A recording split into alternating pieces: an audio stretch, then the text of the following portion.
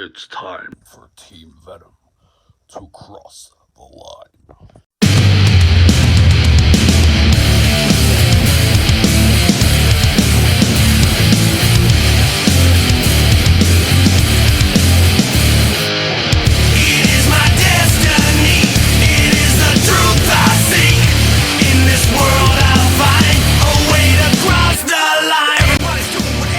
Hi folks, Rory here and welcome to another episode of Talking TNA. In a few minutes I'm going to be joined by my very good buddy Connor Franks, but first let's have a look at what's coming up on the show. Right, so we're going to be talking about the news of Trent Severn being signed to TNA, what we think the new TNA is going to look like as a result, and then we're going to talk about our favourite signings in TNA history, which is going to lead into a very special guest via some archived audio of Jigsaw. So, I say Jigsaw, he used to be called Rubix when he was in TNA. Enjoy! Okay, so firstly, Connor, how the devil are you, my love? I'm good. Feeling festive. It's very close to Christmas Day. 11 days. But I'm a child, so I'm one of those people, like a 4-year-old. I come downstairs to my wife and I'm like, Merry Christmas Eve. And then she says, why did I marry you?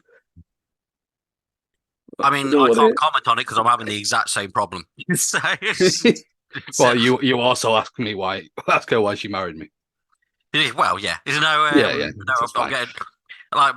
having that wonderful thing of getting up in the morning and the little ones are like all Christmassy and excited and asking to watch Christmas films. Like, sure, absolutely. And my wife's like, but we've got quite a way away till Christmas. Like, nah, I don't care. We're watching Home Alone tonight. Then we're going to watch Gremlins tomorrow. Then we're going to watch Elf. You've just got the whole thing planned out.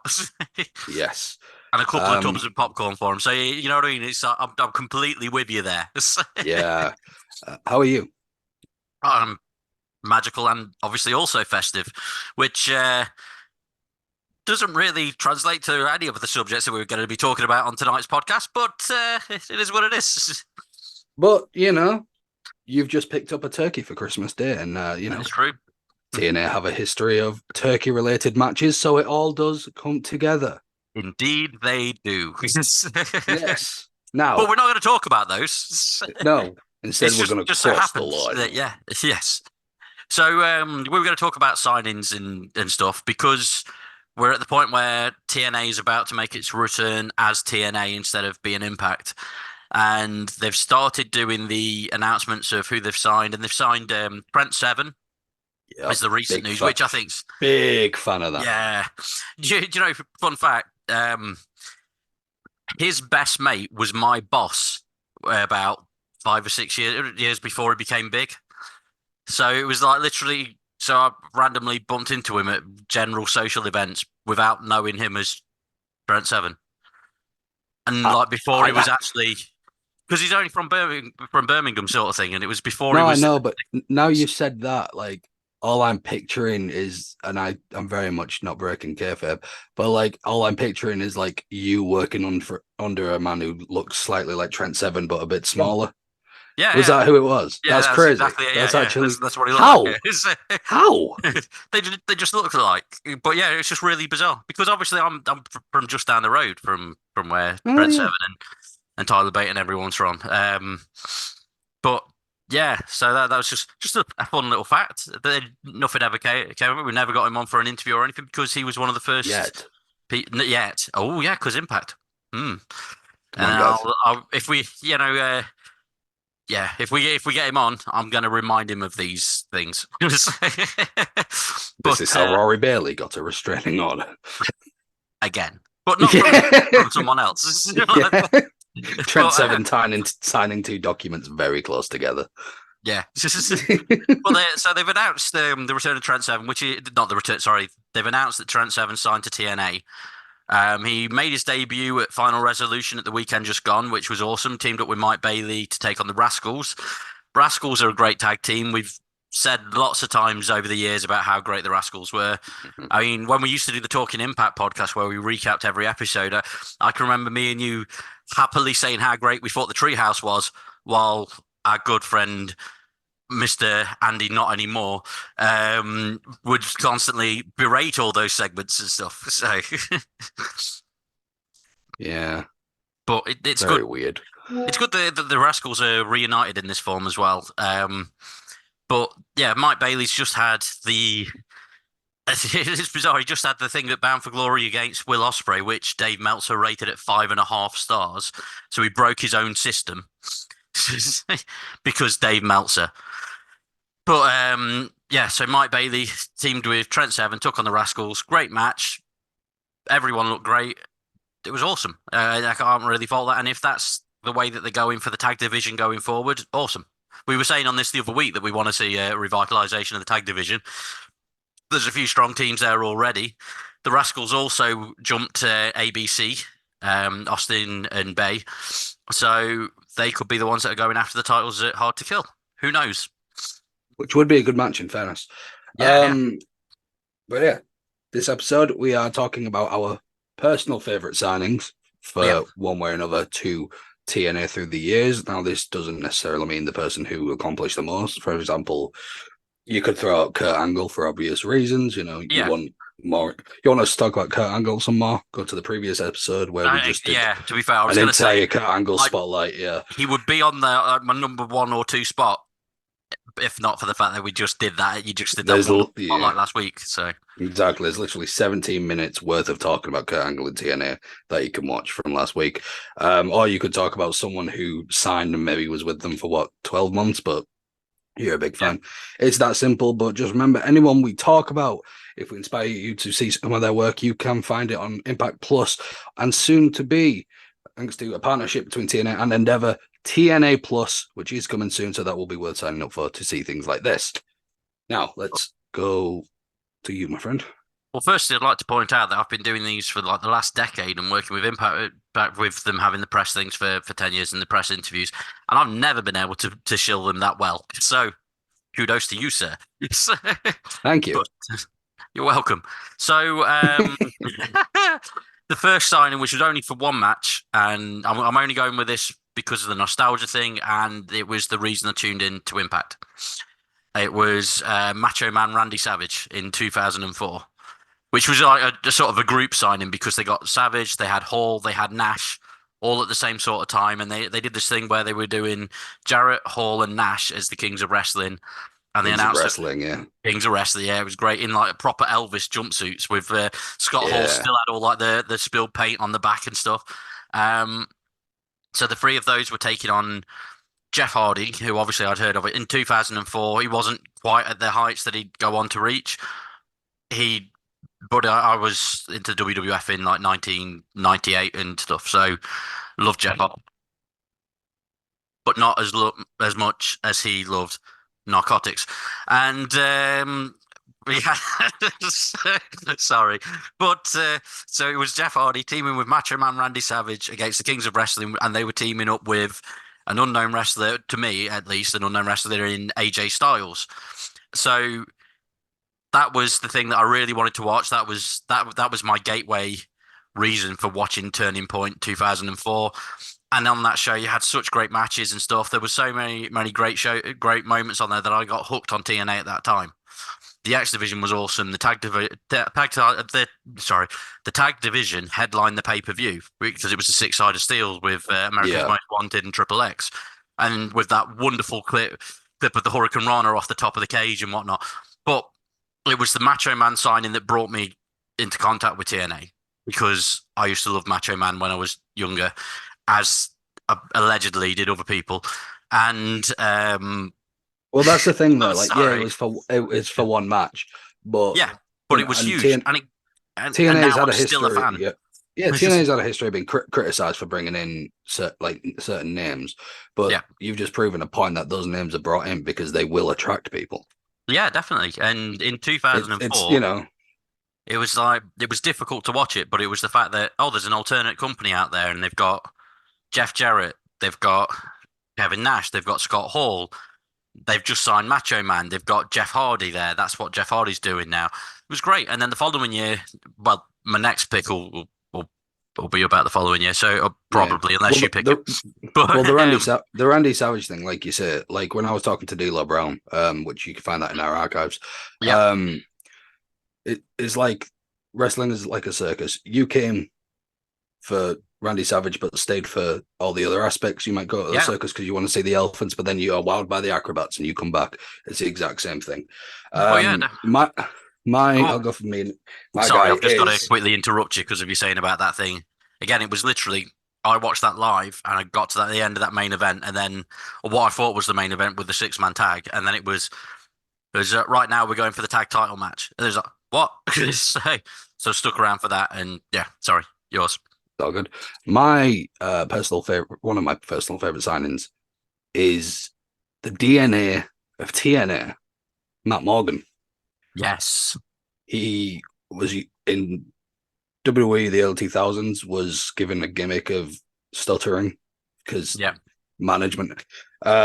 Obviously, that kind of gimmick can't get you that far. His size got him eyes, but then they didn't want to do anything else with it, so didn't last long. But then when he came to TNA, my God, Yeah, he's got to be like the biggest name, the biggest person in TNA in terms of the position on the roster size. to not win the title. Do you know what I mean? Oh, without a doubt, yeah. Like how you could say about Um, Scott Hall in WCW as an other example, but I'd say Matt yeah, Morgan TNA. yeah, without a doubt. And I know he was a world tag champion with Hernandez, Yeah. Supermax, which was a great team, by the way. Two Oh big yeah, yeah, dudes whose entire thing was just we're just going to throw around people smaller than us. yeah. That was great. Which it's just fun to but see. but Matt Morgan may be the most athletic big man I've ever seen, and I know that name gets thrown around for other big men in other companies, Yeah. but the way how fast he was, how agile he was, how quick he would move, the things he'd do, the strength he had is I arguably unmatched, and I think the reason he's talked about as much is purely because today's society and wrestling and anything else is very much everyone who's around now who's good is the goat, and everything is recency biased. Yeah. Whereas I think Matt Morgan had everything to be the guy in wrestling, just didn't happen for whatever reason in TNA. However, he was there for that long and was given the moniker of DNA of TNA. But they still did push him up to the main event level. Yeah, I know he didn't Oh, he win the still had main title, event but matches. Yeah, same as he was Supermax. Like, still one of the main guys. Yeah, like just because he didn't hold the title, but he was still like if the company gives you the nickname of the DNA of TNA, yeah, you've done something right. And also honorable mention to the elevator finish. yeah. Love it. No, fair enough, man. Yeah, no, Morgan was awesome. He had some great, just like you say, the Supermax thing was awesome. Um, One of my favorite signings, which I alluded to a little bit before because I'd said about Jeff Hardy and whatnot, was I'd watched a few. By this point, I'd watched a few TNA shows after the Turning Point 2004, and in '05 we had the wonderful thing of Christian jumping the ship. Yeah, He actively left his WWE contract, worked without a contract as well to finish his storylines up because he wanted to go to TNA. And that I thought that was a huge deal for the company. I think in terms of like legitimizing both TNA and Christian, because it's like, right, you've got someone who's a multiple time intercontinental champion, multiple time tag team champion, has had marquee matches at WrestleManias, what with the TLC match and the ladder match at that point, and someone that had the name value sort of thing.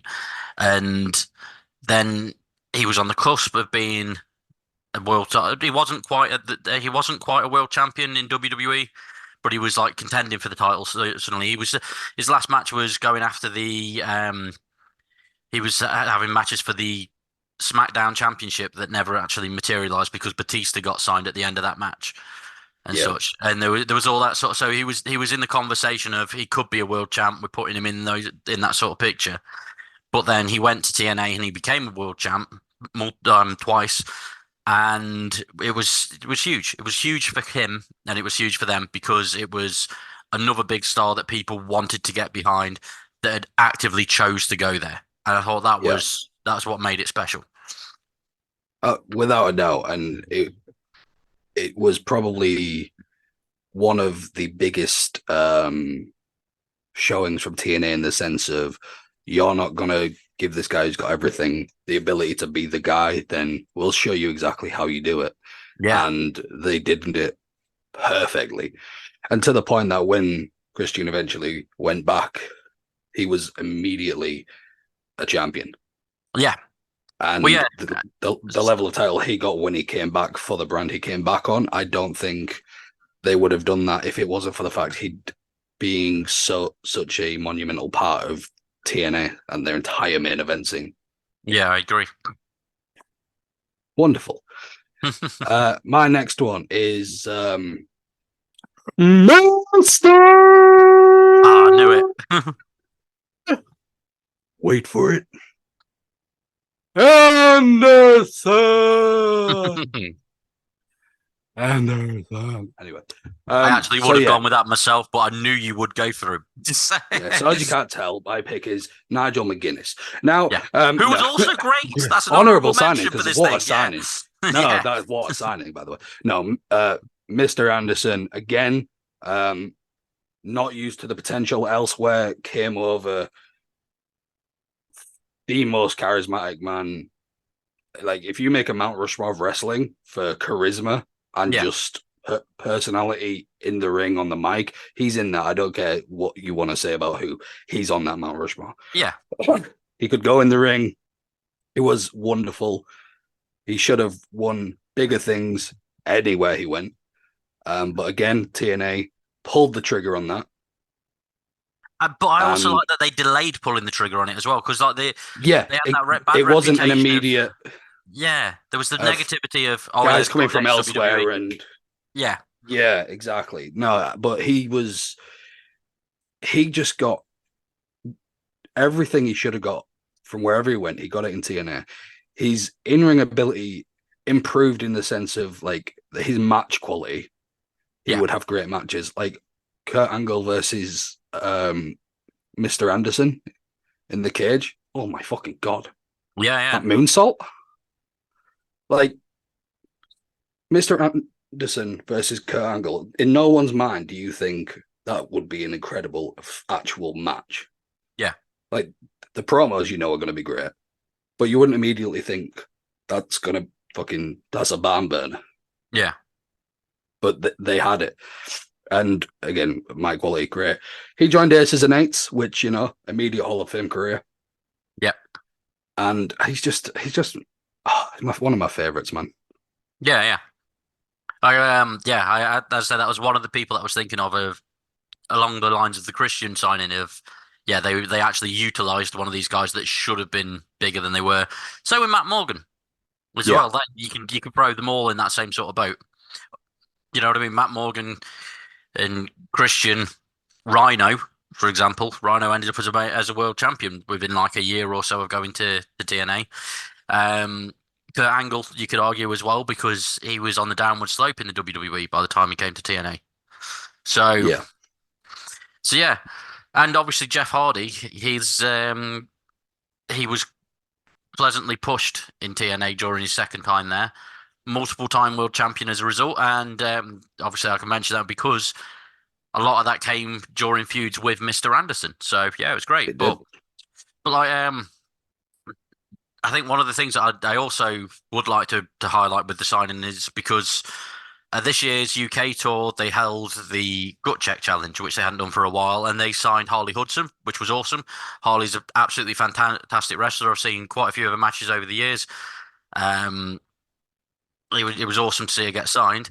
But the Gut Check itself, when they started doing that in the US, had a few notable names, like Sam Shaw was one of the guys that came out of that. I think Mr. Pectacular was one of the other ones that was on there. But also our archive footage guest for this week is Jigsaw, who came through the Gut Check Challenge under the name of Rubix. And we're going to go to that shortly. But Jigsaw is someone who came to Impact, changed his name, and then left Impact to go to Global Force when Jeff Jarrett was firing that up. And I've not really seen anything of him for a while, which is a shame because he's a really, really talented worker. So, yeah, we'll go to that now, and then we'll catch you all next week. it's been big news over the last week. There's been all the Global Force Wrestling roster reveals. There's a lot of the Japanese guys were revealed, and then a couple of days ago, yourself and Tyrus were announced. What are your goals with Global Force? I'm really happy that Jeff had called me to do that. Actually, when the phone. What's funny is I don't pick up numbers that aren't stored in my phone, so I almost didn't pick up the phone call. Like, I got the call and I was just like, I don't know who this is. And then I was like, maybe I'll pick it up. And it was Jeff Jarrett. And I'm just really honored that he wants me to be like on the ground floor with it. So like, I'm really happy about that, and I'm really happy that he wants to go in a direction that's very wrestling based. And if you saw the roster, like guys like Sanjay Dutt and Trent Beretta. Chuck Taylor, you got the Young Bucks, you got the Bullet Club, and then you got some more senior guys, like Chris Masters is there, and of course Jeff will be there. So I think it's got a very good roster. So I guess my goal would just be to be, a part of that roster and help it grow, and to be like something that's very big and that the wrestling world can get a part of. Okay. So you're famous for working ROH, TNA, and Chikara. What are the differences between the three, and where have you preferred? There are definitely differences between the three. I'd say that, especially with TNA, when I first got there, I was very timid because, you walk into the locker room and the first person you see is, you see Hulk Hogan, then you see Kurt Angle, and, you see like Jeff Hardy walking around, just like, you sit back for years and you watch these guys. And then with a company like Chikara, it's like I started there from another company I started with in their first year. So I helped watch that company grow from our first show that I was on that had 8 fans to our comeback show in trios, which drew over 1,000. So it's really cool in that aspect, and I guess the aspect of, because I was with Chikara for so long, it feels like a family. Like you walk in, you don't shake hands, you hug, and you talk to these guys on the weekly basis. I really didn't have that with TNA, although with TNA I had more of a, I learned more because I was able to ask guys like Al Snow and D'Lo Brown, like what they thought of my match and what kind of feedback they could give me, and especially working guys like, like a Kenny King or like a guy like Sanjay Dutt for help and for advice. So in that respect, TNA was really helpful to me, and I'd say the same thing with Ring of Honor. Ring of Honor is a family. It's a whole bunch of really hungry wrestlers, and that was like the best of the best. Those are the elite of the elite. And when I was there, that's when Brian Danielson was there, and Nigel McGuinness was there, Austin Aries was there. So I was able to go out there and wrestle, and then come back and be like, "Hey, did you watch my match? Hey, do you have any critiques for me?" So maybe my wrestling at the time when I was in Ring of Honor wasn't the best wrestling in the world that I was putting out there, but I learned the most, I'd say, from my time at Ring of Honor. So it's a little bit the differences between the three companies, for me personally. Okay. What's your favourite match so far? So I had a brilliant one with El Ligero, didn't you? Yeah, I did. I had a brilliant one with El Ligero at Hope. But I actually don't like any of the matches I do. I hate watching my matches back. But I do know there are two in particular that I really, really enjoy. There's one was my first ever match for WXW in Germany, because I'd never been a part of an environment like that where the crowd doesn't sit, there are no guardrails, they're right up on the ring canvas. And that was crazy to me. And my second was at a 4-way between myself, El Generico, Nick Jackson, and Kota Ibushi, Chikara, King of Trios. And when I watch that match back, I actually kind of cringe, because I'm like, those three guys they're three of the best wrestlers on the planet right now. And I was like, I just kind of filled my role. But it was right after I left the Ring of Honor, and I was actually going to quit wrestling. I'd actually told my trainer, Mike Quack, which is I think I'm done, after this weekend. I don't want to wrestle anymore. He's like, well, I got a match for you, maybe. And when we were putting stuff together and I had the match, I was just like, whatever, yeah, I'll do this. And then I just saw the enthusiasm out of those guys, and then the response from the crowd and the response from the match, it made me love wrestling again. So maybe I don't feel like I was the best part of that match, but that match made me love wrestling again. So that's why I like that match, like probably the most. Maybe not my actual effort, but what I've got out of that match is why that match is very important to me. Well, probably my favorite match. Okay. How are you enjoying your experience in the UK so far? No, I'm having a great time. I've been very, very busy, which I'm really thankful for. And the fans have been great. You know, I've had really good matches. I wrestled Tommy End at HXC, which was really good. I wrestled Ligero at Hope. I got to wrestle Jimmy Havoc at Hope, which I was really excited about. So far the tour's been great. I've been wrestling guys I'm really looking forward to. I got to wrestle Marty Scroll, which I thought was really fun over at Pro Wrestling Heroes. So yeah, the tour's been great, and I've, you know, this guy, you know, Harvey Dale's been taking care of me, you know, making sure I'm fed and you know, and watered. So you know, I'm having a great time. I couldn't ask for more. Okay. Was there a specific match or moment that made you want to wrestle to begin with, to get into the business? There is. So I was a fan of wrestling ever since I was little. I loved wrestling. I'd watch it Saturday mornings with my father and my brother. We'd always watch it. But I never was like, oh, I want to be a wrestler. Then there was that craze of like the WCW cruiserweights, and I started watching these cruiserweights, and I was like, oh, these guys are great. And then someone was like, oh, like, you know, you should see some of where like Dean and Eddie and Chris, like where they came from. You know, they came from this company called ECW. You should watch ECW. So I started watching ECW, and I watched Rob Van Dam versus Jerry Lynn, and I watched that match, and when that match was over, I said, that's what I want to do. I want to be a pro wrestler. And I actually told that story to Jerry Lynn. He said, I'm sorry. Awesome. Obviously touched upon Global Force and your UK tour. Have you got any other specific plans for the future? What's the future hold for Jigsaw? Right now, you know, I got a busy weekend ahead of me with the last week and a half of the UK tour. But for right now, like my focus is really on Global Force right now. Once I land back in the States, we have you know, our ballpark tour, which I'm very excited to be a part of, and then we have TV first actual tapings in July in Las Vegas, which I cannot wait to be a part of. So once I get back to the States, that's going to be all my focus is going towards Global Force, and to make sure that that's, you know, the number one priority for me, because if I can give my all to Global Force, then hopefully everyone gives their all, and it helps, you know, make Global Force, you know, up another level. Okay, well, thank you very much. Thank you Thank you very much for having me. Cheers. Cheers.